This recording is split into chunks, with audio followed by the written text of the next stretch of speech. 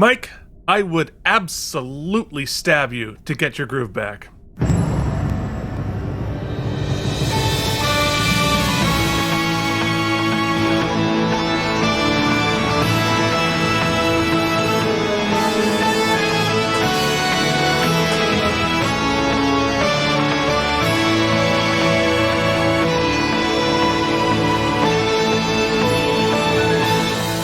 What's up, everybody? Ooh, Super Shiv Worf. Super duper Shiv Worf. My God, that is one of JD's greatest creations. Let's be honest. I love it. I just love it.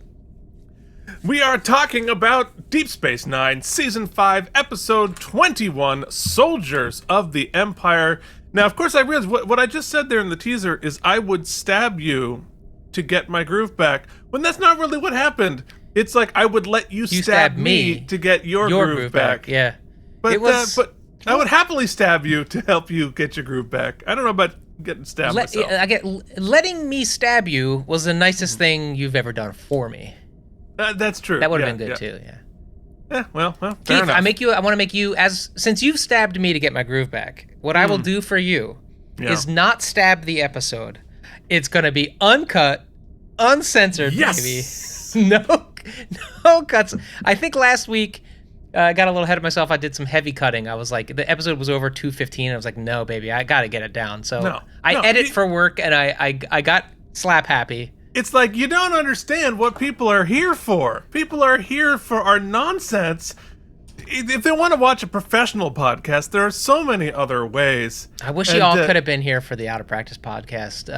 If you'd like a taste of it, you can watch this past week's toys. You sure can. Whereas there was a litany of notes emailed to me every week with Keith being like, cut this, cut this, cut this, cut this. Well, to be fair, I was only cutting because we were telling a lot of our personal stories, and I didn't want to implicate any of the real people in my life with my stupid behavior. So it was always about that. But yeah, see, the problem is, like, because you're doing corporate cutting, which has to be like super contemporary, so it's like those freaking TikTok videos. So I was going over, like cutting between every word. It drives me up the wall. Yeah, well, if you can't stay a sentence in a normal order, what are you doing? We're pretty good, but for work, I do a lot of my time is I call them cuts. So I basically, and AI has helped quite a bit, where you have to go through and just clear people doing webinars and saying a lot, or or which is great on an audio format. Yeah. But anytime it's on video, that people look like they're having a seizure. Yeah. Well. Like, how is that good? Kids, why do you want this? But they do, Keith. They want it. That's what's important. Also, get off my lawn. I'm old. That's why I bought a house with no lawn, Keith. That's right. Well, yeah, we can't celebrate yet. Not till closing. You're right. There's a lot of things that can go goofy, but, stay tuned, folks. We might... there might be news breaking. There might be some breaking news, and we might have dueling basements. No dueling banjos. Perhaps dueling basements. Which it's funny when your life's ascent it was really a descent all along. Descent into the basement. But no doubt that is exactly what the dream is, for sure. Now, of course... I mean, quite literally the dream. Like when I was a kid, I had a basement, and I was like, I just can't wait till it's mine. I don't have to share with my siblings. The first time I saw a finished basement, because my parents' one was unfinished. We lived on a cement floor. At my friend Jamie Morris's house, went over to his house, like I was like 12 or whatever, and they just like macked out, finished their basement. I went down there. I'm like, it was like Kevin. Charlie and the Chocolate Factory. Okay. Come with me to and I'm like, what is this? And then ever since then, that's all I've wanted. Here's the downside, though. When you finally get your basement, be it this time or the who knows, the arms race that is going to happen with our dueling basements is going to be ridiculous. But I don't have the funds to keep up with you in the basement arms race. Well, what I'll need from you, and this is always growing, always learning. I've been here for 4 years, about as long as you've owned your house at this apartment. And just now do I feel as if I've reached where I want to be, save some shelving, some things I would do were it mine, because I don't want to drill too much. If and when the time comes we move, I need to temper my incessant need to do everything now. I have to take the time to do it right and get the prioritized. It's very difficult things for me. Yeah, well, you don't really know a space for a while. Yeah. And because if you drill and you mount everything and you realize, it'd be so much better if the couch were on the other side, and then you're gonna have a lot of problems. I have to be okay with just having an IKEA desk out, my monitor and some lights, just be functional, have wires running for a while until I feel good, and then we can hide everything. Well, go back and watch the first few episodes of Out of Practice Podcast when we were doing this video setup when I just moved in. Right. And just nothing, there's literally nothing there. It's just me and a cement floor on a table. So last night I couldn't sleep, so I was just planning where the access points are gonna go, the Wi-Fi. The amount of because I went online, I did all the AI, or not AI, but you're designing your house so you can I forgot you can do online. that. Yeah, and so I got the exact dimensions, and I was putting in a couch, and then did the whole layout of the place. Zillow AI lets you do that now.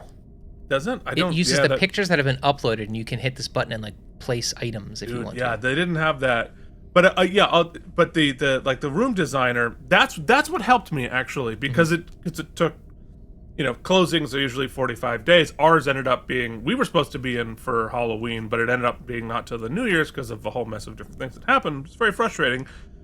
But so I had designed this basement obsessively multiple times using, digital layouts, and it ended up being pretty similar. That's awesome. To what but I played with it enough that I had a really good sense of what I wanted. So anyway, what are we doing? We're talking, see, now this is the type of thing that would normally get cut, but because Mike is on a no cut, you got that whole story, and you're like, oh, Mike, you should have cut that. So let us know in the comments if Mike should have cut it, because he would have. No, not at all. All right, yeah, actually, you know what? Write in the comments whether Mike should have cut this conversation. Well, this just happened to be a good one. Usually we're talking about poo. That is the good one! Look, for Out of Practice Podcast, right? Yeah, it was long. Our series finale it was 3.5 hours. Was all of our best moments. Yeah. And that was us being idiots talking about poo and going off the rails. And that was our best of. That's true. You can't cut the best of, buddy. Speaking of best stuff, Keith, before we get into stuff, I guess we'll do it at the top here. Do you know that we've pushed a bunch of best stuff on our Patreon page lately? We did a family picnic. A lot of folks couldn't attend, but guess what? It gets archived on the Patreon. We have some new patrons this week, so you get all kinds of things. Keith and I watching shows. We watched Wrath of Khan, which was we did. Freaking amazing. Right? I can't wait to set up a new theater in a basement to watch it again with louder sound. Like the big 4K, do it up. You can check it all out, patreon.com/KNM. More friends have joined the family. I'm so excited about it, and some great conversations taking place over there. Join the team. Keith, should we talk about last week? I think we should. Ooh, but what a very professional transition you did there. If only your family had developed sounds that could help us make this transition more multimedia. You mean like this? Okay, we are talking about last week's episode, Business as Usual. It was a Crazy Ferengi episode, and here are your Crazy Ferengi comments. Joshua Cronin says, I always enjoy Ferengi episodes. They are airy and fun, but always love learning more of their culture. They truly aren't just a laugh act. They do some deep things. I enjoy this episode being about two strong women, Moogie and Lita.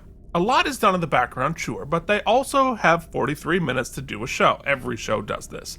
I just enjoy what they show us. I like that Moogie is helping Zek. I like that Rom realizes he shouldn't be a dick and he doesn't own Lita and she won't stand for it and he loves her more than Latinum. Two great stories. Best episode? No. But I always enjoy it on the rewatch. I give it 80 self-sealing stem bolts. Brian from Video Game Drive-By says, talk about our random tangents. On the topic of atheism, The question of atheism is a simple if-then question. Do you believe God exists? If then, theist. If no, atheist. Gnosticism is basically that you know. I am an agnostic atheist, and even though I've survived a lot of bad and hilarious brushes with death, I still fear it. Oh, I'd love to hear the hilarious ones. Not because I'm worried about an afterlife, but because I want to continue the experience of life. This is all I have, and I'm terrified of losing it.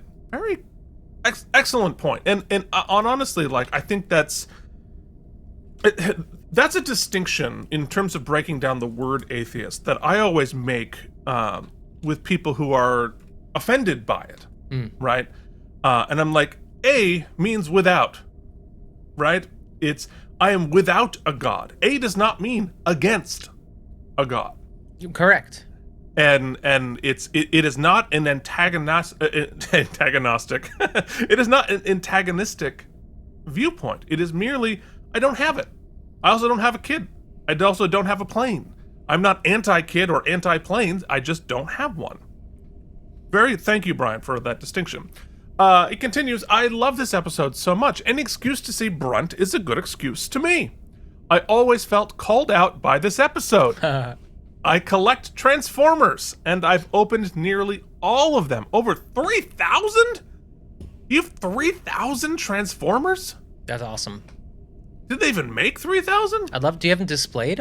We'd love to see. Yeah, send us a picture. I'd love to see, because I 100% was a Transformer kid. Me too. And the die-cast ones were my jam. The Dinobots. Mm-hmm. I had the Dinobot Triceratops in my, like when you get like bunk beds when you have a kid, the little cubby by the head. And my Dinobot lived there in the cubby. You know what my favorite Transformer, I don't know, I think was so cool was, I'm going to forget. What was his name? The guy who could turn into a cassette player? Bebop or... No, it was like Sonic. Sonic, yes. I lost track of all of that. Yeah, I'm going to Google I had that one. 100%. Because you could open it up and had like... And it had the little dog that turned into the cassette. That little die-cast dog cassette thing was my favorite Transformer because I thought it was so cool that it went in there. Amazing. Yeah, so also in that cubby, going back to Star Trek, was the Galoob die-cast Enterprise D that opened up into two pieces.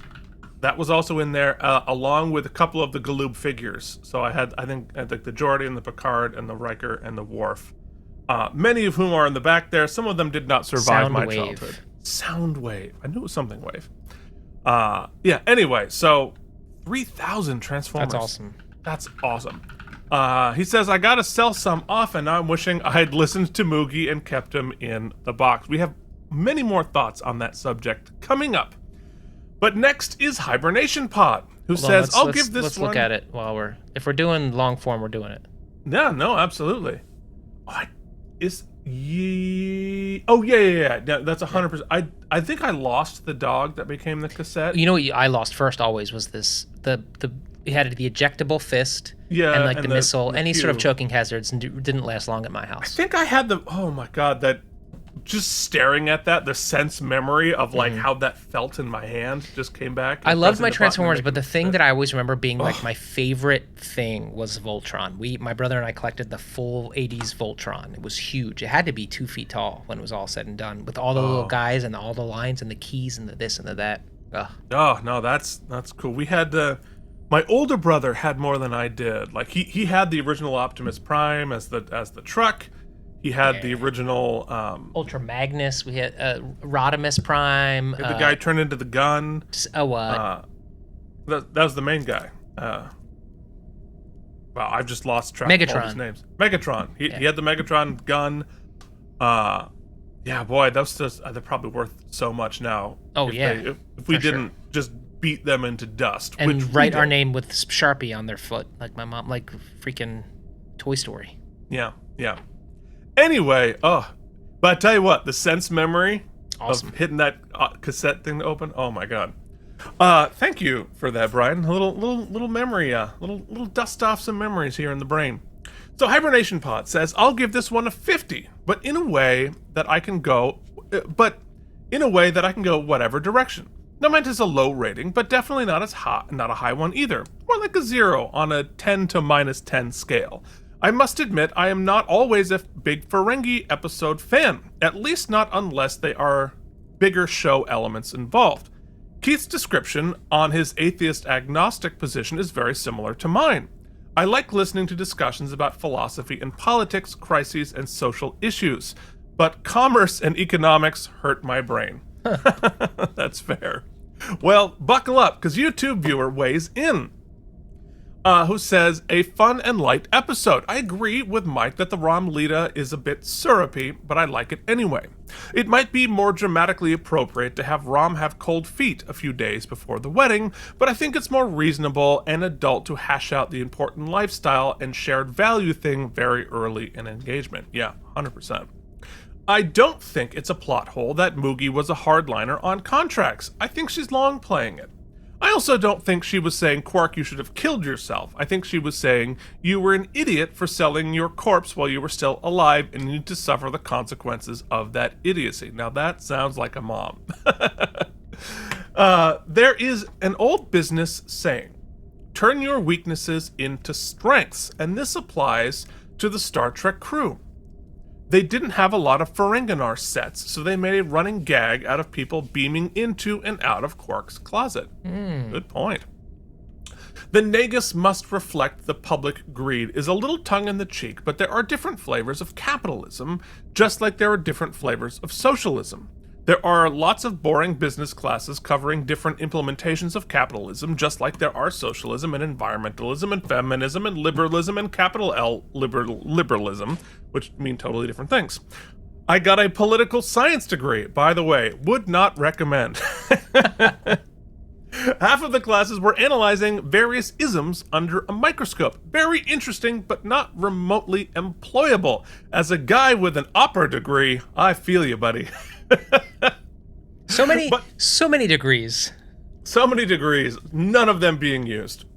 But for the context of Planet of Hats, and not everyone needs to have the exact same hat. Anyway, fun episode. I'm not going to dock it too much for not reinventing the wheel on just economic systems. 75 self-sealing stem bolts. I'm sure a capitalist society, I love this. I'm sure a capitalist society can make stem bolts more efficiently than a socialist society. But did you know that the top 1% of a capitalist society has 40% of the total stem bolts?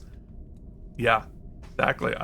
I bet it's more than 40%, but very efficiently made and efficiently shuffled off to the top 1%. The top 1% of stem bolts are going. 99% of the stem bolts are going to 1%. And 1% are going to everybody else. Nog has got no stem bolts. You need to stop that right now. No. JD says the Planet of Hats idea is great. And sorry, Keith, but definitionally, patriotism is devotion to and vigorous support of one's country, which is very much the Cardassians. That's true. My point was, though, how much of that is actual patriotism and how much of that is demanded by the state as a propaganda? Because, like, when I was a kid and I had to say the Pledge of Allegiance, that was just propaganda. I didn't actually believe it. So I was doing the act, but I'm not sure it was mandatory.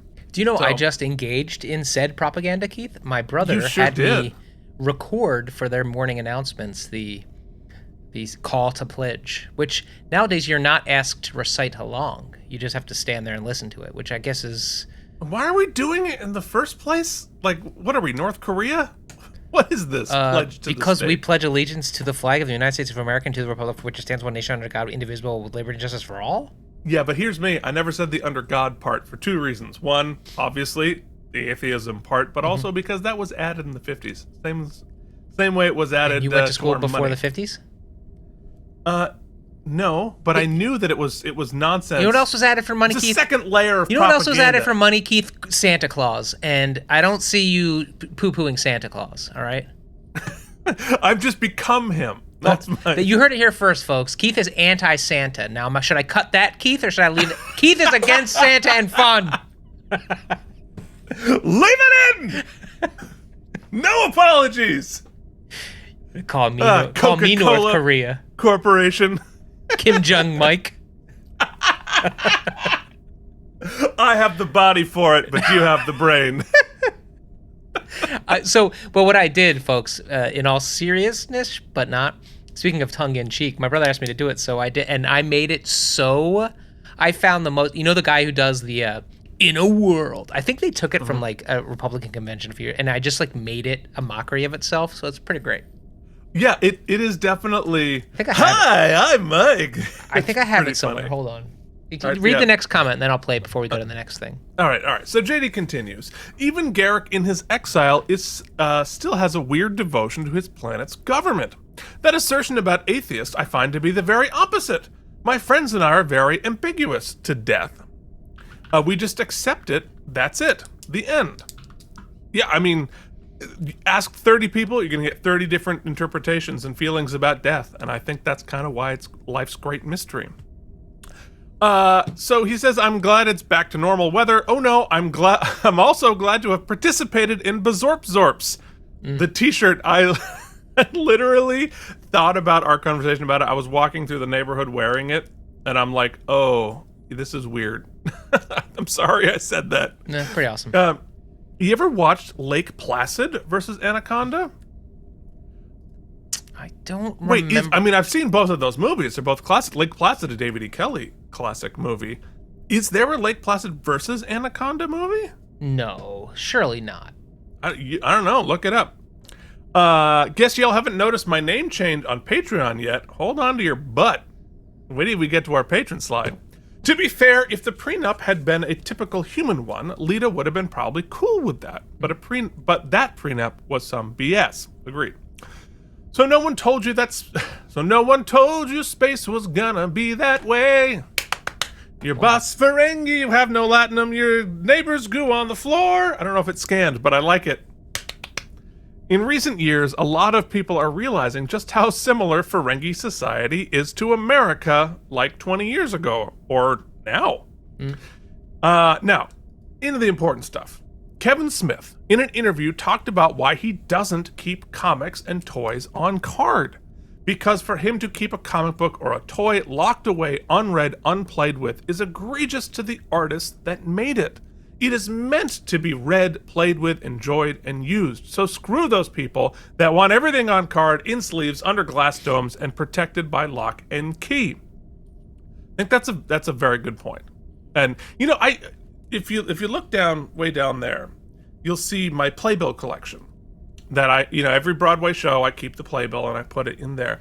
And I used to try desperately to keep them in perfect condition when I came back from the show. And I don't anymore because these are not for resale. They are there to remember the experience I had seeing the show. So if I got rumpled in my coat or I dropped it on the floor and I spilled whatever on it, that's part of the experience. And that's for me. That's not for anybody else. That's for me. I think I live somewhere in between, right? So I also like to take things out and play with them. I don't it doesn't exist if I can't take it out and fondle it. But at the same time, I'm finding as I'm getting older, it's nice to put things on the shelf. I like having them together as a piece to show, but also, much like JD, your Worf, right? That you've made me so nice. I like to have him on a stand. Super duper Shiv Worf. And put him on pride of place somewhere. But also recently with these bell jars and the display cases, it kind of adds a museum element of these are really special, one-of-a-kind things that people have procured for me or I've procured from folks, gifted, whatnot. And it just adds an element of, I don't know, showmanship, pizzazz. I like it. There's a fun in that as well, Keith. You heard it here first. Mike likes to fondle it, then lock it up in his basement behind glass for pizzazz. For Says the man enjoyment. with 2 ears in a case within 20 feet of him. That's true. Odo's ears right there. All right, fair enough. This is a good episode, but it's a bit saccharine. It's light and easy, like angel food, cake, and ice cream. I'll go 78 self-sealing stem bolts. Mike! No. Bad. In the fact that you had to cut to hide your 10 minutes of laughter, just keep it up. Another vote on just cool it with the snips. All right. Unless I say something I regret, then cut it out. But I can't wait because I'm gonna mosaic it. It's gonna spread out. It's gonna double, triple. Oh. All right, that is our hails from the patrons. You can join them at patreon.com/KNM, and then I will read your YouTube comment right here on the YouTube. Closing the loop. Let's talk about Deep Space Nine Season 5, Episode 21, Soldiers of the Empire, which aired on April 28th, 1997, coming up on my mom's birthday. Okay.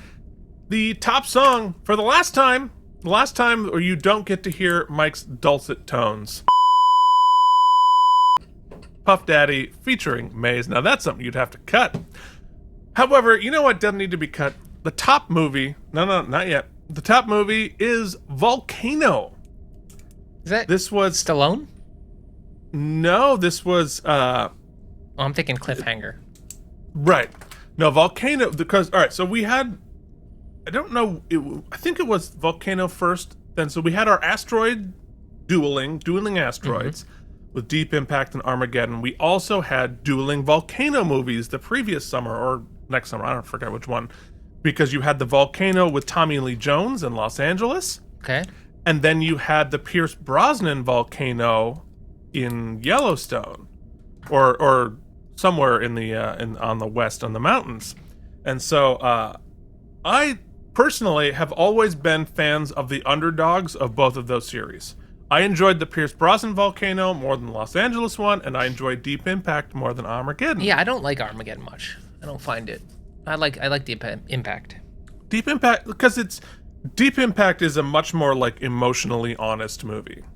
But anyway, I also saw them first, so it's hard to tell once you've seen the first of those. All right, so if I were seeing something first on TV tonight, what would it be? You'd keep looking because, as I mentioned, I didn't sleep last night, so I forgot to do a lot of things. No, you were dealing with some doggeria. It's fine. But you want to know what wasn't doggeria? It was this episode of Voyager, which aired the week prior.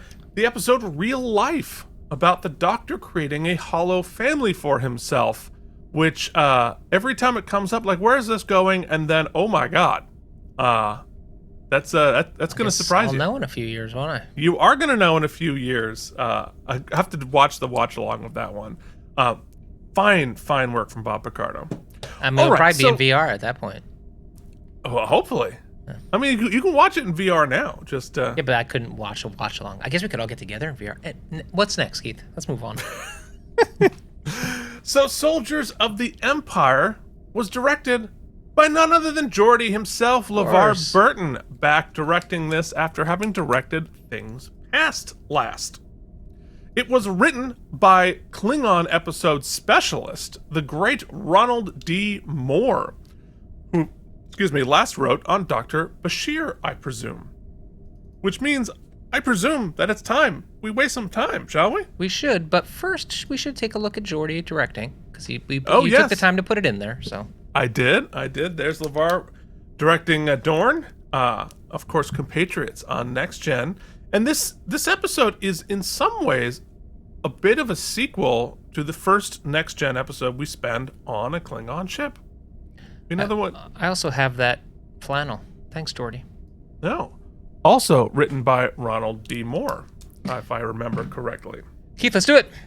Oh. Now, Keith, waste your time with trivial trivia. All right, so Kevin Miles, soon to be inaugurated as a super patron. Yeah, I got something on my desk. Is that what I got on my desk over here? No, that's from Colin Dagan. Oh my goodness! We have so much to do. I also have that here, but Kevin, you asked me to let you know when the packages were delivered.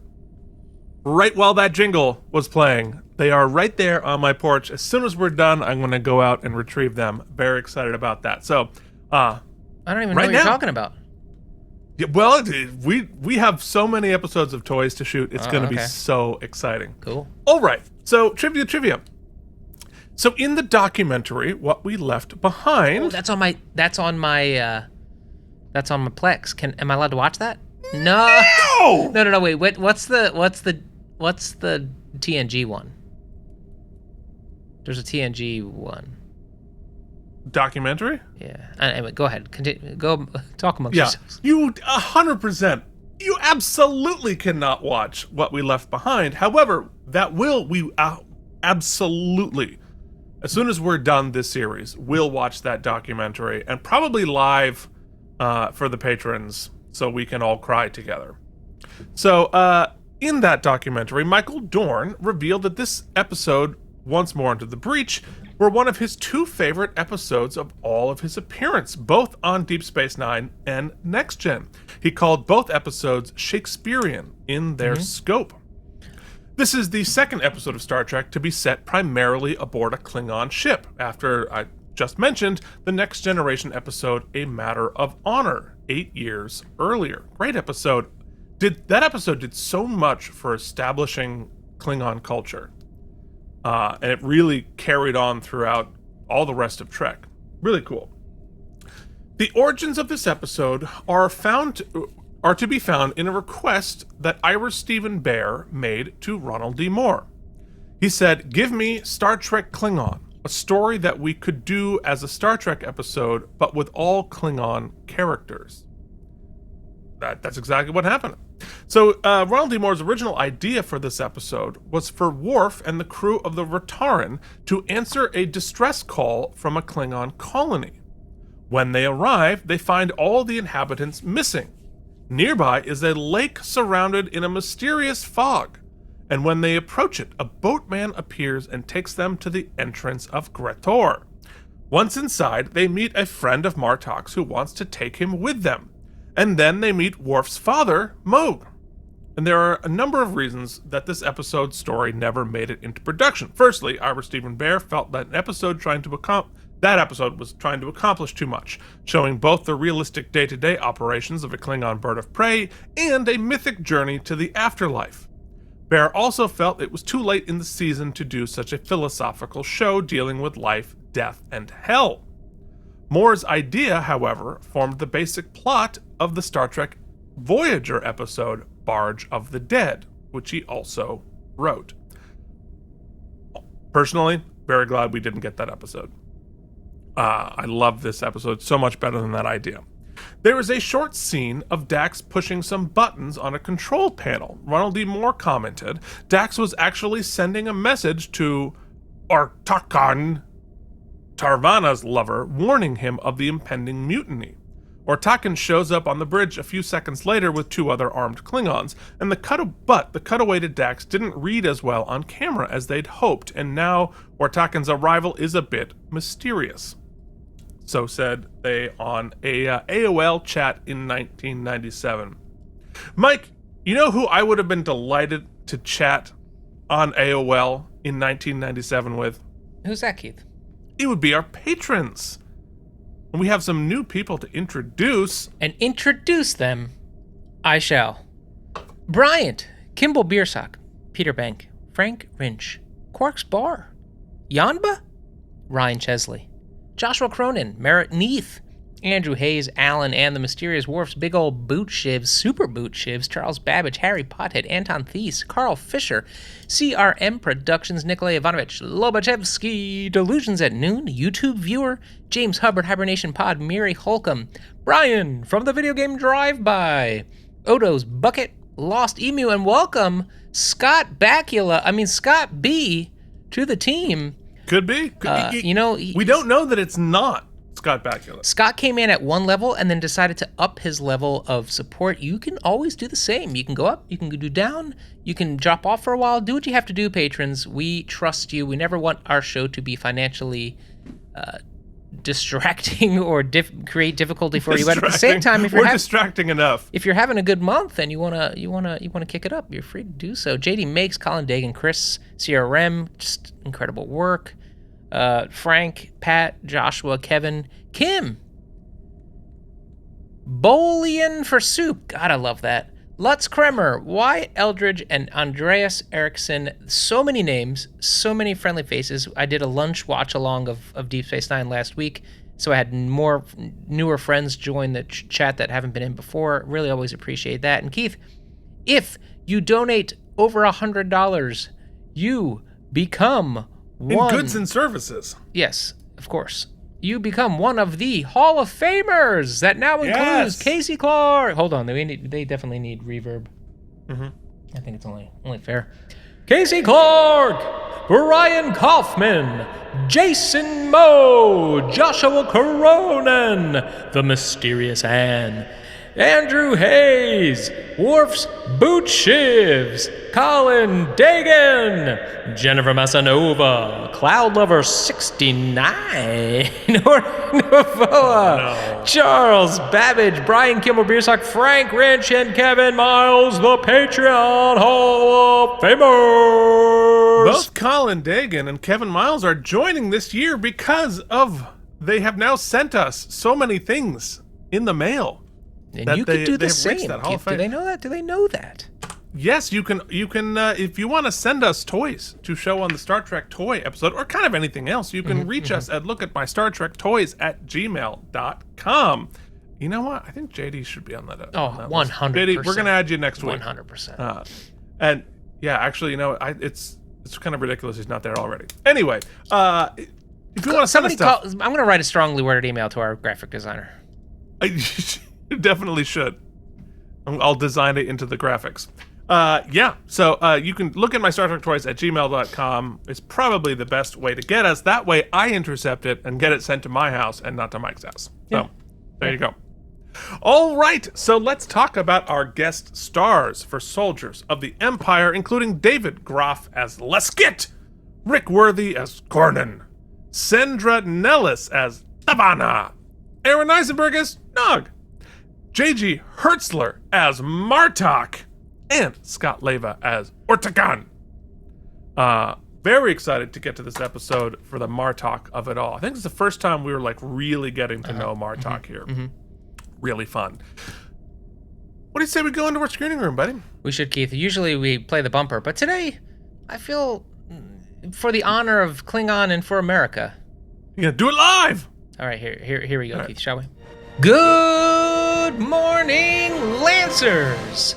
Let's kick off our day with respect, responsibility, resourcefulness, and resiliency. Please stand as we play the Pledge of Allegiance. I pledge allegiance to the flag of the United States of America and to the republic for which it stands, one nation, under God, indivisible, with liberty and justice for all. You may now head to your lockers and then to first period. Yes. Wow. That is something that gets played in a school. A middle school? A middle school every morning. Mike coming up if I were Mike, give me the note. I want you to say this, but make fun of it while you're saying it, but do it with a wink so we don't. Yeah. Plausible deniability that you're making fun of it. I just know that there are kids that in middle school definitely that catch on at some point. There's a group of kids that are this is at first they're this is the stupidest thing. At some point in the year they're gonna be this is the greatest start to our day. Wait, I might have. I made so many bumpers for bus dismissal and all kinds of stuff. I really just made it a podcast, and at least my brother appreciates it.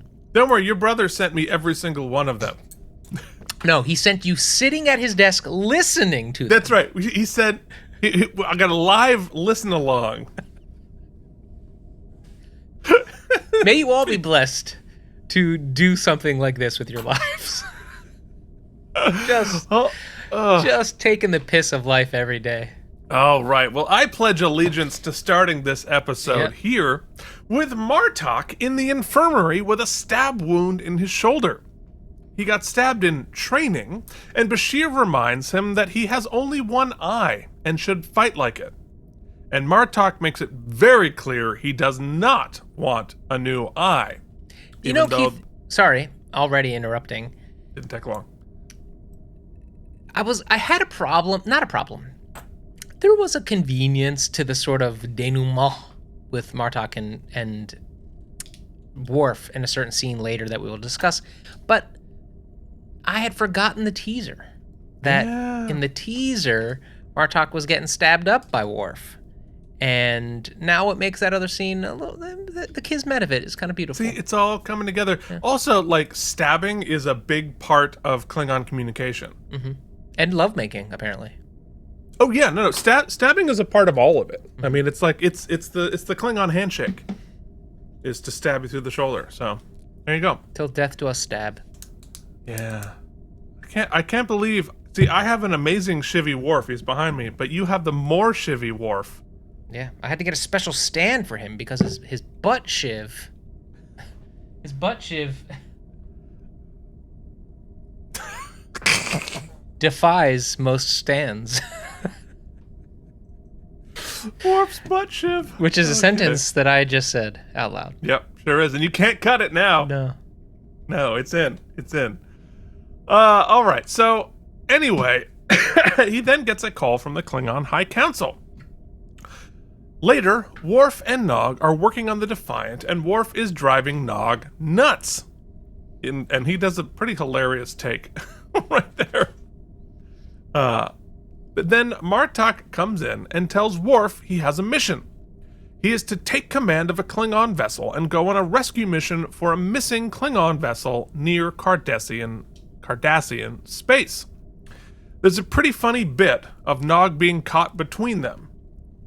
Both the sight gag of how small Nog is to them, but I tell you what, Aaron is really funny in that scene. Does such a great job. And we find out that it was Worf who accidentally stabbed Martok while they were sparring. We learn that the Jem'Hadar and the Federation and Klingons have also been sparring at the border. This will be Martok's first command since he was a POW for 2 years, and he wants Worf to come along as his first officer. And that, folks, is how you do a teaser. Right? Get a little funny, get some relationship, get some storytelling, and we kick off an adventure that we're excited to go on. Not only that, but wait for it. You gotta wait for it, wait for it. Yes, folks, I say achoo when I sneeze. You should, sir. Yeah. So for someone like me who hasn't seen any of the other ones, this is not only are you proposing an adventure, a swashbuckling adventure, quite literally, but one that we've never seen before. I've never spent a whole episode on a Klingon warship. Bird of Prey, I'm ready for it. Yeah. No, it's super fun. And like it really, episodes like this, you're right, they're fun, swashbuckly adventure, but they also fill in so much of our understanding of Klingon. So every time you see a Klingon from now on, you're going to have the context of what their life is like on a Klingon ship. It's really fun. Also, Martok's makeup with his missing eye, so good. So good. And we don't hear it here because we can't play clips, but Hertzler's voice and the way he modulates his voice and drops it down for like one word, he's such a good actor. I also wonder in post what the work was like. I imagine their costumes are so squeaky, and like every time they move, it's like, and like, do you have to mic it a certain way? Do you have to try to remove some of that? I wonder how they address that. Even the Cardassians too, but there's so many Klingons up there this week. I was like, maybe that's part of what the sort of ambient sound noise. Like, to be frank, the room tone, the Deep Space Nine tone that we use does a lot of that, sort of cleans up a lot of the noise base. So it's I bet it's a combination of a lot of things, and I could ask Sean or Jim about this. Although they did not do Foley, they did the sound effects, but none of the Foley stuff. And they weren't doing the cleaning up the dialogue; they were just doing. But they were hearing the Foley. But yeah, actually, this is a good opportunity to, when we do our next episode with Sean interviewing, because we showed a clip of the raw audio before they do their work, and you can hear all the footfalls and all the sounds and the clunk clunks and the plywood doors opening and closing. There's a lot of sound there that they have to cut. And so, even then you could do a lot with Pro Tools, just getting in there and cutting stuff. I don't know if they'd transitioned to Pro Tools yet. It or also whether they're still working on tape at this point. It's a good point to bring up here at the beginning with that Foley, when thinking about that idea of like the clunk clunk and the shoes and the doors because a lot of these dramatic scenes are these monologues that you're seeing, some excellent work being done. They're doing that not in the context of sweeping orchestration or any sort of ambience. The lighting doesn't look like this. It's totally dry. They're hearing some guy chew on a sandwich over there. They're hearing the door. So the acting has to be there's a vibe to it. It's not easy to do at all. Well, one of the differences between stage acting and film acting is that you have to manufacture the completed vision. On stage, obviously you have the audience out there and you see it, everything like that. But film stuff, you don't have like 10 bored people sitting in front of you eating that sandwich. You can have a little bit of that immersion. You have to fill in so much and act as if all of that's happening. It's good stuff. And I think part of the costume design, and to get back to your initial question about the sound of it, I think part of the design is how do you muffle as much noise from the costume as you can. Yeah. So a lot of those Klingon stuff and the Cardassian stuff, it's rubber. It's like leather and rubber.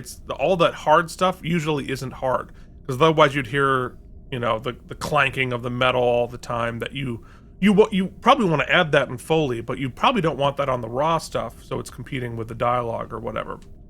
So in the same way that they carpet most of the floors on the Enterprise, that kind of stuff, so you don't have footfalls, they have to do this muffle as much as you can on all these other things. And one of the things I noticed listening to Wrath of Khan is that they don't carpet it, and so you hear the clank clank of the feet on the Enterprise constantly. Anyway, sound, it's fun. So in Act 1, we find out luckily Sisko is amenable.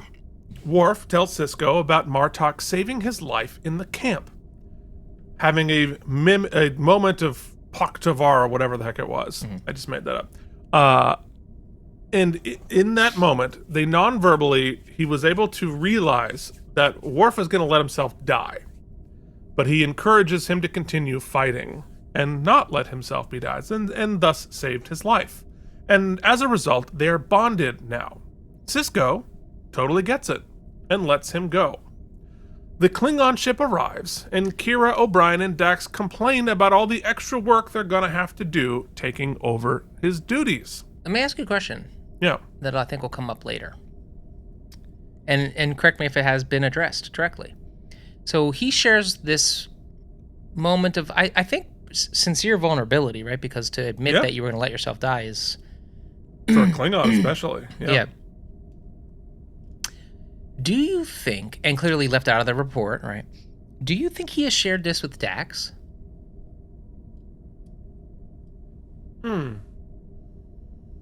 I would imagine so. Because I would say that there's a stronger argument that maybe he hasn't, because she reads the temperature of the room later pretty well, but you'd think she'd have more of a keen eye, knowing Dax, that as to Worf's predicament and his softer approach, his loyalty, his approach to having to thread that needle. She's more. I think that she does, but she also knows that he needs to be pushed here. And I think that's why she's pushing him so hard, is because normally Worf would probably pick this up right away and make the choices that he did. And so almost maybe because he did tell her, he's like, I know I have to push a little harder on him to move him on this. Yeah. No, it's interesting. I mean, Dax's understanding of Klingon culture and society is obviously one of the defining parts of Dax. We're gonna learn another little Easter egg about Dax later on this episode, which I thought was really fun. So O'Brien says, I've heard that serving on a Klingon ship is like being with a gang of ancient sea pirates. You advance in rank by killing the people above you. So everywhere you turn, you're surrounded by potential assassins. This is something that we dealt with on the previous episode from Next Gen. And Kira reasonably points out, well, that's crazy. How can a ship function like that? And Dax comes in with some context, which had been a question about that previous episode. Is like, that's really impractical. But this is where at Deep Space Nine, we go a little deeper. And Dax says, it's not quite that chaotic. The social and military hierarchy on a Klingon vessel is very strictly enforced. A subordinate can only challenge his direct superior and only under certain conditions. What kind of conditions? Dereliction of duty, dishonorable conduct, cowardice. Cowardice? A Klingon? And Dax says, it's been known to happen. The Klingons are as a diverse a people as any others. Some of them are strong, and some of them are weak. And that's something, again, it's a new layer to Deep Space Nine. It is the pushback on the many hats argument, right? Because it is deeper than that. It's more complex than that. And so these are 2 episodes in a row that take one of those hat species and saying, well, yes, but it is more complex than that. And that's Deep Space Nine. That's why it's so good. All right, let's hear it. So not a true wormhole, but I don't have a better way to preface this. It's not a wormhole per se. It's just sort of a TV trope that sticks out, and Deep Space Nine does it really well, but it's still tropey. Is yes, I get that the teaser is a really easy way to kind of set up where we're going, but this scene right here basically foreshadows the entirety of the plot. Exactly how it's going to go. It's cowardice. They're going to get challenged, and really sort of cuts off. What's going for the episode is that even despite it being completely, what's the word? Laid out and just sort of telegraphed right here, they still are able to establish and maintain dramatic tension. So kudos for that. But still, it sucks that right after the scene, I was like, and I know exactly what's happening in this episode. That's totally fair. I think that's a completely legitimate criticism. I will push back only by saying, I think that's because we're paying such close attention. Yeah. That maybe. I don't think I put it together the first time I saw it, realizing that they were talking about what was going to happen. But yeah, I think that's fair. Okay. So they then remark about 2 tough guy Klingons walking in. They look tough in the way that the high school drama kids look tough when they wear their black leather jackets and pop their collars in their school production of Grease. Oh my god, it's exactly what I thought. It's like, when you're doing Grease or West Side Story, and you're going to do a snippet of the show that's this weekend for the school on Thursday. So everybody wears their costume to school. It's that. Yep. And I make fun of it because I wasn't. Because when I was doing Grease in my high school production, I did indeed wear my black leather jacket the whole week. I'm so glad you say that, Keith, because I almost, and I didn't. I will spoil it now. I did not do this, but I sure thought about it. There's a scene coming up that reminded me so much of Keith Varney in a specific instance of my life that I almost dug up video proof of it, but I didn't do it. I was going to splice it right in instead of the screenshot, but I decided not to do it. I am terrified to find out what you're talking about. You'll know. Yeah, I'll tell you when we get there. Can't wait. Anyway, yeah. So it's also, as we dissemble here, the only ticket I have ever received as a driver in my life was during that said week. I was wearing my older brother's pretty cool leather jacket, driving my parents' Plymouth Voyager, 1987 Plymouth Voyager, and I sort of accidentally ran a red light where it turned yellow, and I thought the yellow was going to last longer, turn red while I was turning. Anyway, it's probably go Plymouth Voyager. Keith's wearing his leather jacket. So I had my leather jacket, and I had the best I could approximate of sideburns at the time, and I think he gave me the ticket as opposed to a warning because I was a ruffian. Yeah. The only time I ever got a ticket. Anyway, yeah. Oh, good times. 1996. Tell me more. Did you have stupid sideburns? I sure did.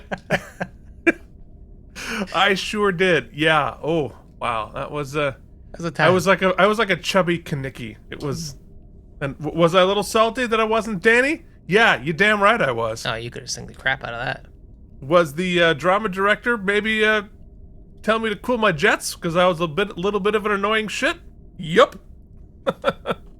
Anyway, where were we? So later, Worf, now wearing Klingon battle gear, with no sash since his house has no status in the Empire, gets ready to disembark with Dax. Now, of course, if you look closely, his family crest is on his shoulder, not on his sash. So a little bit undercuts what he's saying, but only if you're like literally paying that close attention.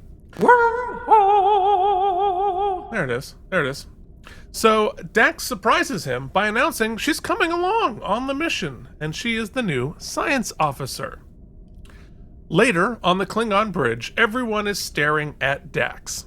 So she says boo and breaks the ice. She understands Klingons. She meets Tavana, the engineering officer, and apparently Curzon banged her mom, which is amazing. The great retort there is that, Curzon banged a lot of ladies, and she's like, so did my mom. I thought that was a pretty good exchange. Oh, it was great. And like, again, speaks so, it's a great layer for Klingons. You know, like they'll fight with anybody, they'll F with anybody, like whatever, that's their culture. It's awesome.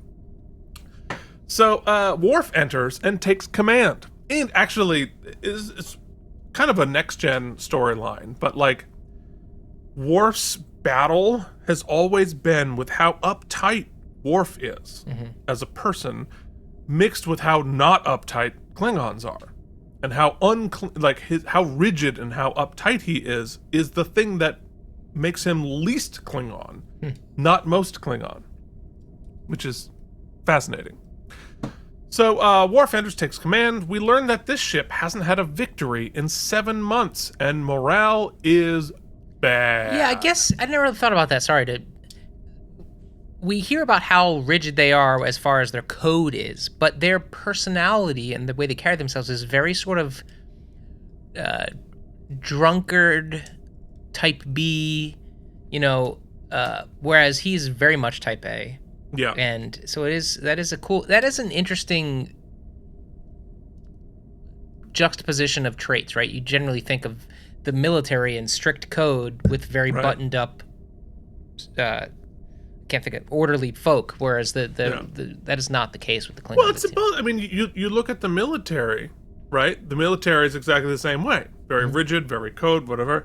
But like people in the military, like once you get into the barracks and you go to the bar, it's chaos. And so I think it's kind of both. Yeah. And one probably designed to help push back against the other. Yeah. As part of the whole deal.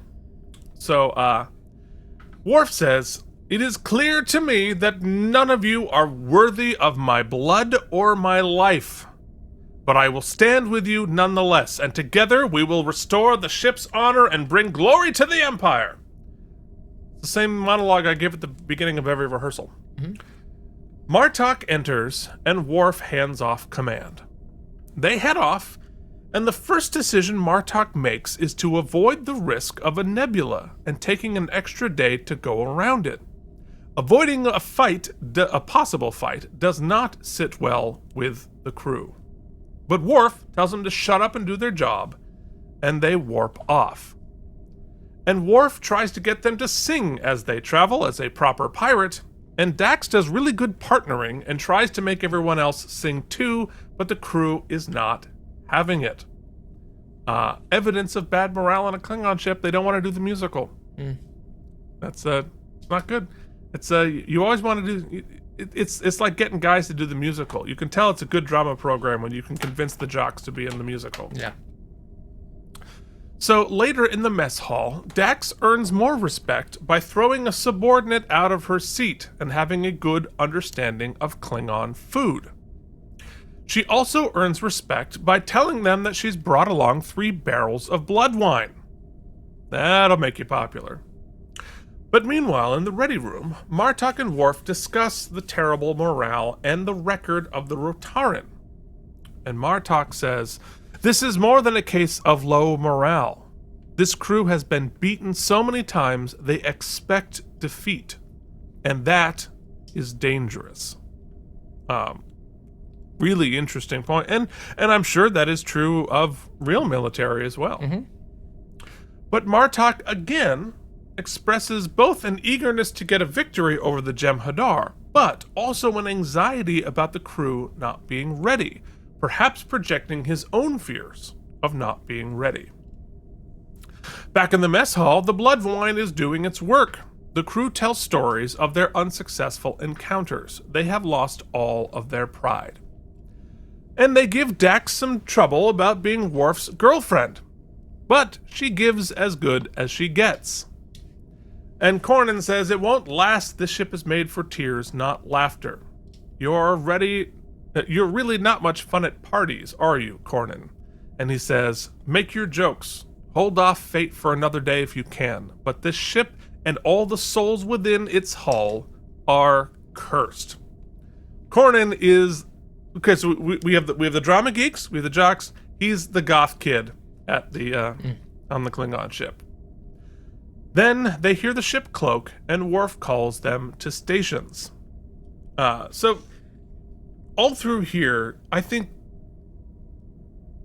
Dax's ability to earn respect of Klingons, taken from Curzon's experience with it, I think is so important to that character. And we've seen this all the way through the series, but now that Worf has joined their partnership, it's like Dax is the non-Klingon in the partnership, but she's the one teaching him how to be a Klingon. Mm-hmm. And it's really good partnering. I think I always, as a general feeling about that relationship, wish that he had helped her as much as she helped him. It's definitely interesting, and this is such a better color on their relationship than all the nonsense on the on Ryza. Yeah, like I because of that Rise episode, I fully expected there to be more of a beat when she said she was coming with her. I was like, damn, it's gonna be about that, about how he doesn't want her on the ship and how he feels emasculated, or he feels blah blah blah blah blah. But we definitely see some growth in the fact that there is no conflict there. And this is the much healthier relationship. Yeah. And, maybe they did some work in between episodes. Yeah. Or maybe it's a different writer. I don't know. We'll see. Although, did Ronald D. Moore write? I don't know. I'll look it up. So they're called to stations. And in Act 3, they've run across a Jem'Hadar ship. Cloaked, Martok chooses not to fight it. The crew and Worf are dismayed by Martok's reluctance for battle. He leaves, and Dax pulls Worf aside and says, that was a mistake. And she says, to hell with prudence. This isn't a Federation starship. This is a Klingon bird of prey. We could have had an easy victory. And in case you hadn't noticed, this crew could use a victory. And Worf says, enough. You may be my Parmakai, but that does not give you the right. I am an officer of this ship, and I am trying to warn my superior that a dangerous situation is developing, and that he'd better do something about it. Again, such a great... The strength of Dax here. It's like, this is not about our relationship. Not everything is about that. This, you need to know this. It's great to have her here. So and it's great for her to be doing something other than just quips for a while. Yeah. No, she has a lot of agency in this episode. Wait, go back one slide, because go back to the ship. There, yeah. Just such a really cool shot of the ship at warp. This could be a great poster. Oh, yeah. Get that to me in HD. What a great poster. So, Worf goes to Martok to challenge his decision-making. Says it's a little risk, but Martok, no, little risk. What if they had gotten off a distress call before we destroyed them? They could have given away our position and called in reinforcements. We would have spent the next 3 days avoiding Jem'Hadar ships instead of carrying out our mission. No, it is not the right time for battle, my friend. He asks Worf for his support and gets it, but clearly Worf has doubts. And I think this is another example of good writing, because the story here is Martok is afraid. Mm-hmm. And that is making him a bad leader in this case. However, there is poise to his strategy, right? Exactly. I see that scene in Hamilton where Washington is telling young Hamilton, you got to cool your jets. You can't just run deep into battle every time. We got to think about it. We got to, and you would expect a leader, a general, to speak like that. And so maybe there probably is some prudence there. He's not wrong. Yeah. You know? Well, and that's the thing. That's why it's good writing, because it's not a straw man argument. Martok's making a good point. Mm-hmm. Like, that they both have a valid point. And it's not just, he's like cowering in the corner. It's real. And that makes it such a better sequence here. In the mess hall, the Klingons continue to complain over blood wine. Hold on, let me just insert here because I think it's fascinating in sort of the thesis of the whole thing.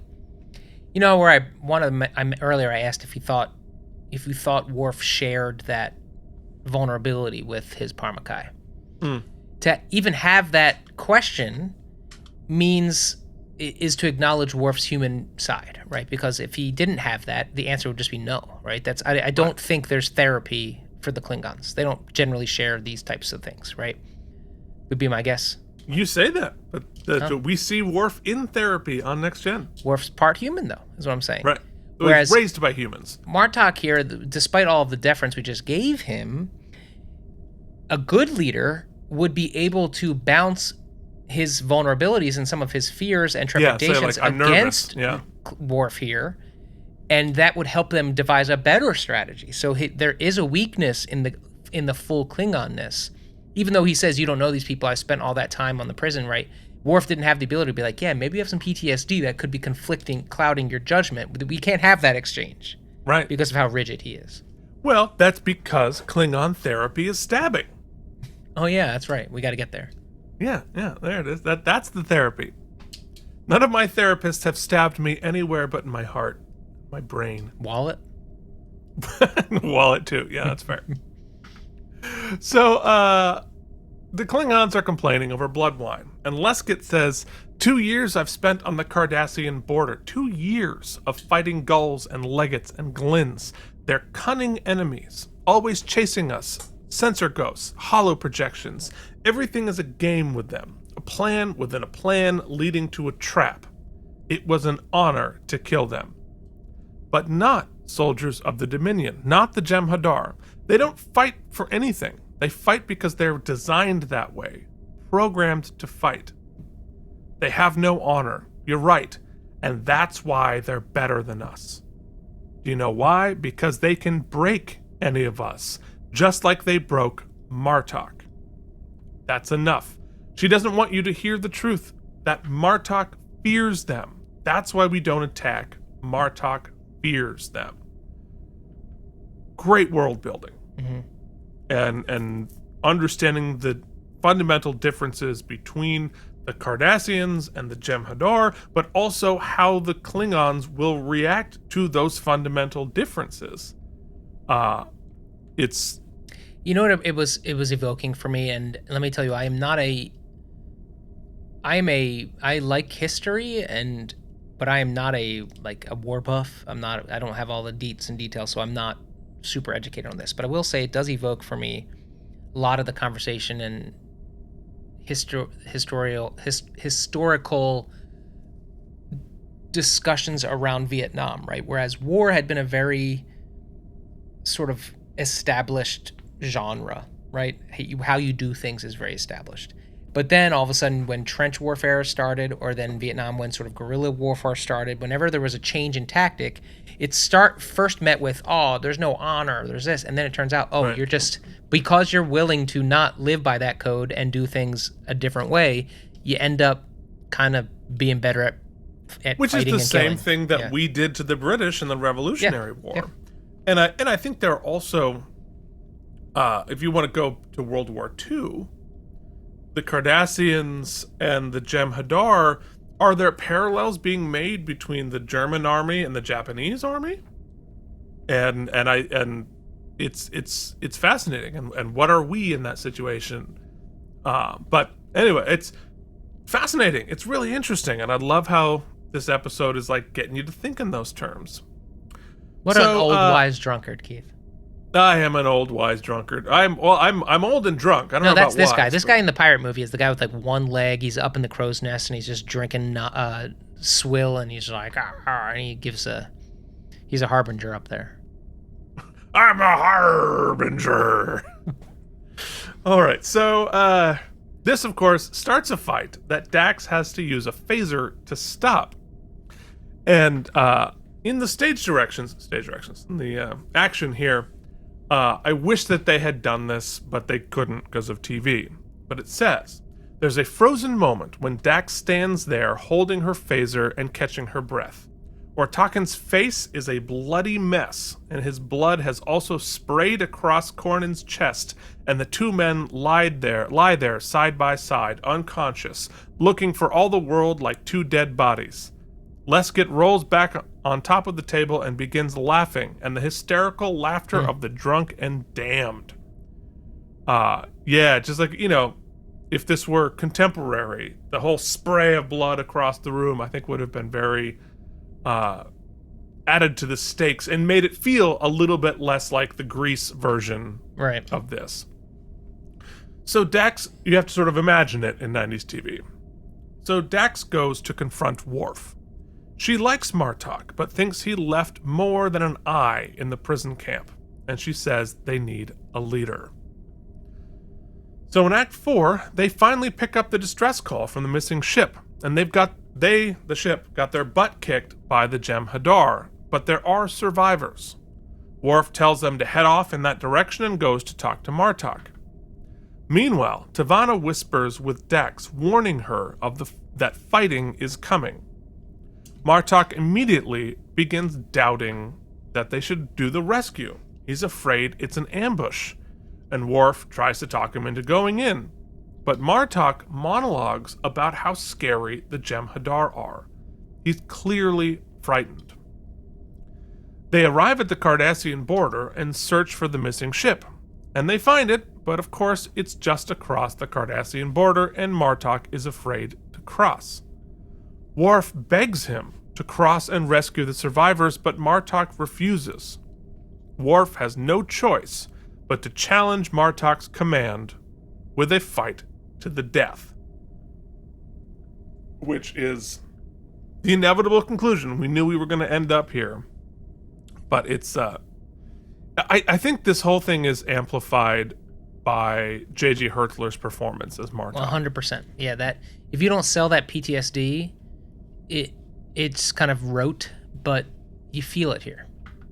It's the PTSD, it's the friendship is there, the shared history is there. Like, so many guest actors come in and they feel like a day player in a fancy nose. But what Hertzler does, Martok feels like a character that Hertzler has been playing for 10 years. When really this is his third or fourth episode? But like he has this history in his body and his expression and his vocal inflections that feels so complete. And I think that's what makes Martok such a compelling character. So in Act 5, the bridge is quiet, but conspiracy is afoot. The Klingons are getting ready to challenge Martok, and there are two factions forming in a fight. The mutiny is about to happen, but Worf avoids it by taking command himself. The fight with Martok begins. They fight hand-to-hand with knives. Worf draws first blood, and this causes the crew to stop fighting with each other and focus on Martok and Worf. They lock up for a moment, and they have the moment of nonverbal communication. They have another moment of Moktavar, or whatever that phrase was. And Worf is telling Martok to stab him, which of course he does. This display of dominance unifies the crew behind Martok after all, and they immediately start cheering for him. They then get an alert that a Jem'Hadar ship is near.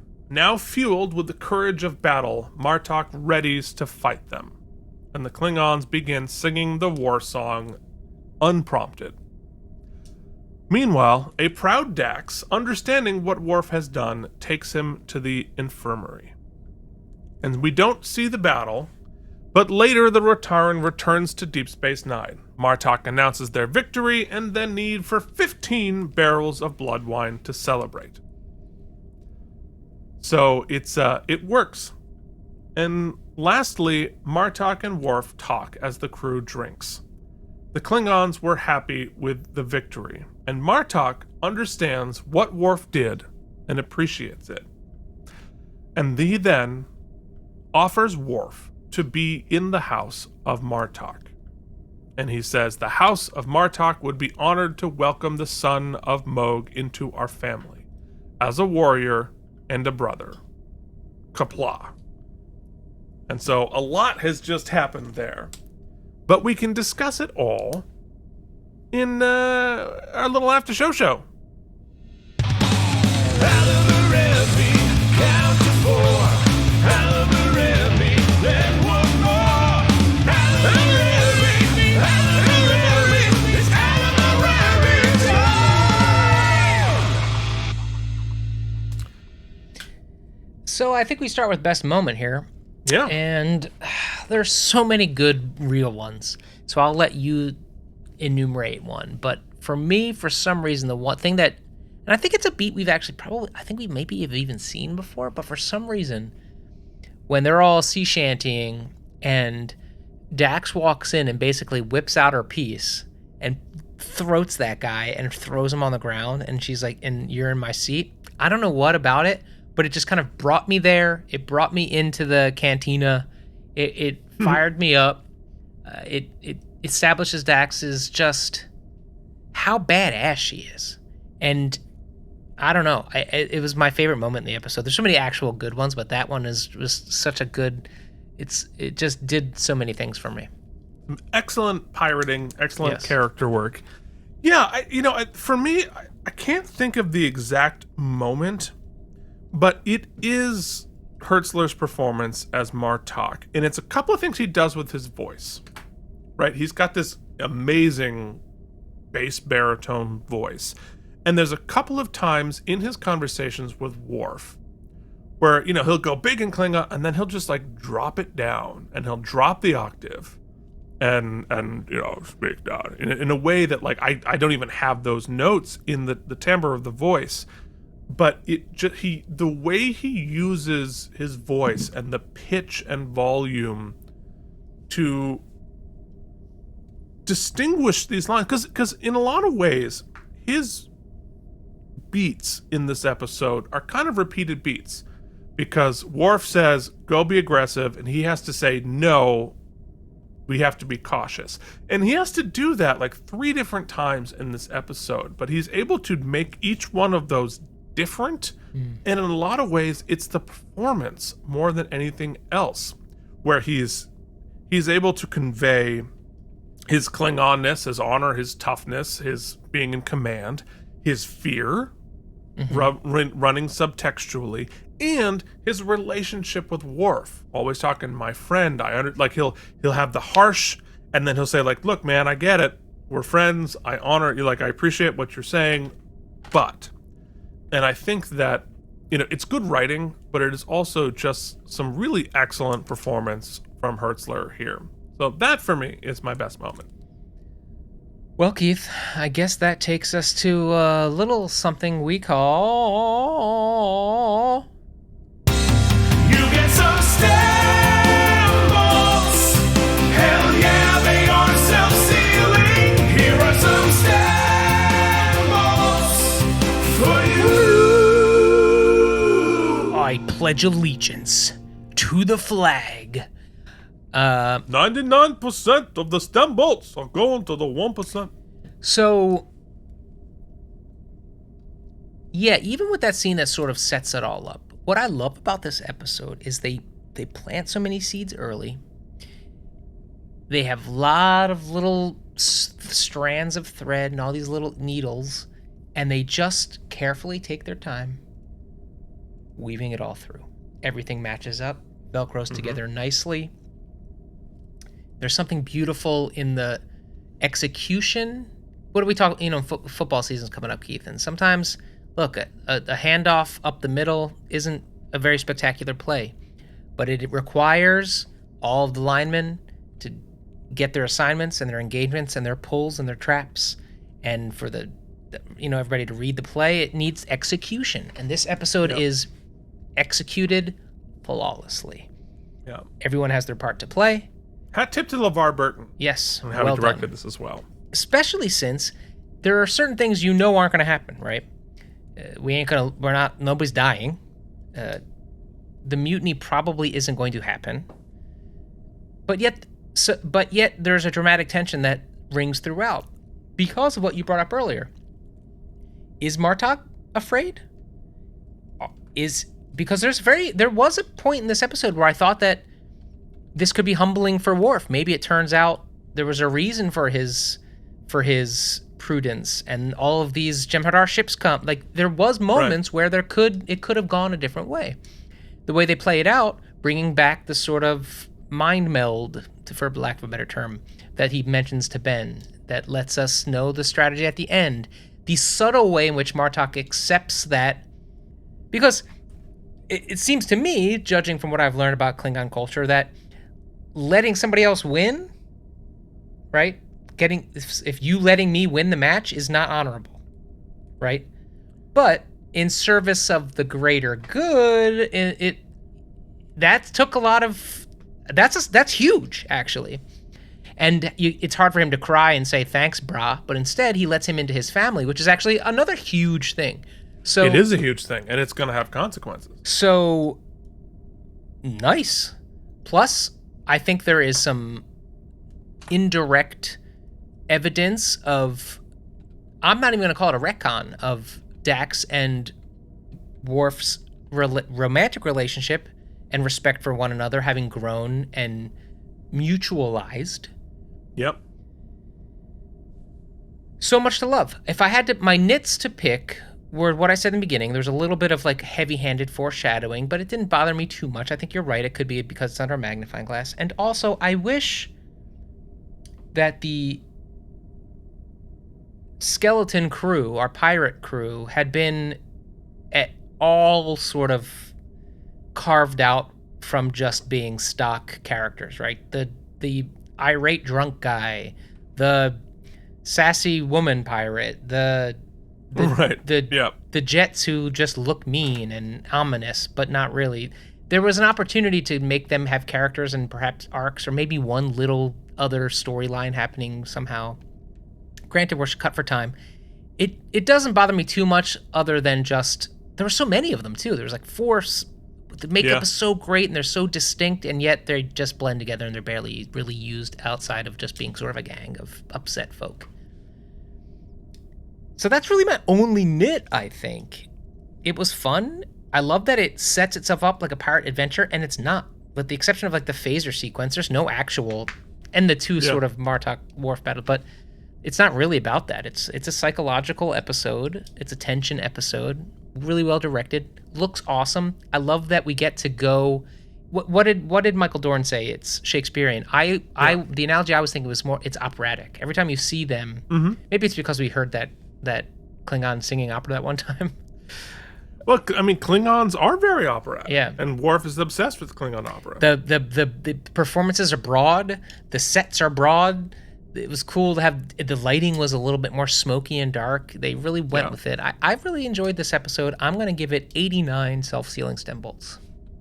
Yeah, I love this episode. I think it's really fun. I got a shout out to LeVar. There's just some great shots of the ship flying around. Mm-hmm. I mean, that ship design, I think it's probably the best ship design of all of them. I love the way it docks. That like sort of semi-phallic docking, but it looked cool.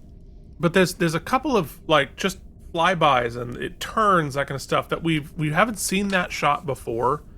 And LeVar just gives us a different angle for this ship that was, I think, really satisfying. To your point you made, he also has some great shots of Martok, some hero shots that really lend him gravitas. That you said, as the he has this whole legendary backstory that we really aren't privy to, we haven't seen on screen, and yet he was shot him in a way which it felt earned. It was great. Yeah, you know what? That's exactly the right word, gravitas, and it's a really good point, because so many times on these shows we will talk about a character having gravitas, but then not being able to really pull it off. In the same way that our high school Grease members here, we talked about them being scary, but they weren't. Yes. Right? We talk about Martok having this larger than life power to him, and he absolutely does. And I think that's Hertzler, and that's also the writing of it. So I love that. The other guys, like you said, they were a little stock. If we're going to talk about them being scary, you got to make them scary, right? I think all of this would be better if the Klingons we met on the ship that we talked about being scary actually were. And we actually felt real danger from them, as opposed to just sort of being like crunchy and emo. Maybe you can clear this up for me. I sort of kind of lost the plot a little bit on the story we're telling with them. So they lose all the time because the Jem'Hadar are great. So Right. And so the one guy's like, we lose all the time, we're gonna lose again, we're about to die, and yet they're pissed that they're not going to fight. Like, we want to fight, but we're afraid. But so it's a little muddy as to where they exist. I think what's happening there, and like we sort of don't see it, but there's sort of a civil war happening on the ship. Yeah, we definitely don't see it. And they talk about how it's sort of a missed opportunity there. We have the people who are like, F it, and we have others who are like, we need to take over and and mutiny and become more aggressive. And so I think it's the larger story is just failure has broken them. And so they're fighting amongst themselves because their failure is breaking them in different ways, and that's causing conflict. So, and the other thing that I'll talk about here in terms of like Worf and Martok and the fight and the sort of politics of it, letting him win, right? And the Klingon power and honor politics is so complex, and it's just a lot of like masculine energy politics, right? How do you allow someone to get their honor back by letting them win in a way that is covered enough to not emasculate that person, and yet communicative enough that they know that you did that for them? And so it's like this weird, complex secret that, like, I'm gonna let you win, and you know it, and I know it, but your wife watching doesn't, so you're not emasculated, and it's this really complex thing that they're having to pull off together. And it's a hard thing to thread and make it work so that you walk out of it feeling more respect for both characters, not less, and that these two characters are realistically bonded by this and not pulled apart by this. And I think that's a really high degree of difficulty pulling all of this off, and I have a lot of respect for it. So Ronald D. Moore did a fantastic job there. So with all of that together, I think it's a great episode. It's a great brick in the foundation that is Martok. And, he's one of the people, like, not having released a Martok figure, I think is a huge missed opportunity from Playmates. But also it's just a character I was really excited to have join the show. And so hopefully now you're starting to see why I was so excited about that. And lots more to come. So it gets 91 self-sealing stem bolts from me. Good morning, Lancers! I'm ready. So next week, we're going to be talking about the episode Children of Time. I'm not going to put stank on it either way, but I have been anticipating getting to this episode. So thank you so much for... I always forget. This Soldiers of Empire gets a 7.6 out of 10, which makes it episode 78 out of 173, just above average here on the IMDb rankings. So next week, Children of Time. Thank you so much for watching. You can join our Patreon at patreon.com/KNM if you're listening to this with your earballs, right? And you're just doing the podcast version. All right, so I say leave a rating and review on Apple Podcasts. That would really help us. Well, I mean sort of more, leave a review. Mm-hmm. Type something into the box there. That is what makes the difference on Apple Podcasts. So you can type anything. It can be good. It can be bad. You can say we're terrible. Dirty. It could be filthy. Be flat filthy. Any of that will help other people find this and listen to it with said earballs. Maybe that's your filthy. Who knows? Whatever. Yeah, we will see you back here next week. Thank you to everybody for listening. Thank you to Mike for not cutting any of this, and we're going to know if he does. All right, till then, this has been Keith and Mike. Watch Deep Space Nine. Thank you for watching K&M Entertainment. If you enjoyed our particular brand of nonsense, please like and subscribe. Or become one of our patrons at patreon.com/KNM. For all. You may now head to your lockers and then to first period.